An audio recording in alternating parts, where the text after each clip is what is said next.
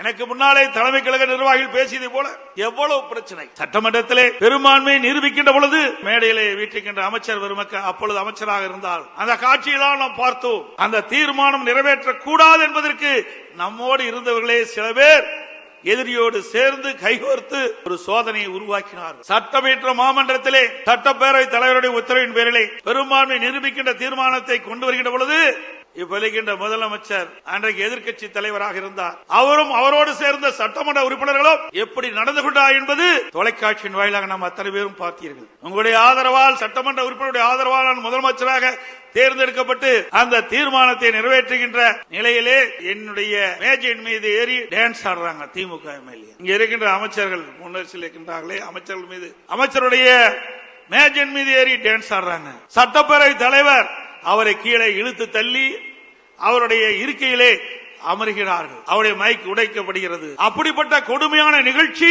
ஏற்படுத்தியவர் இன்றைய முதலமைச்சர் ஸ்டாலின் அவர்கள்.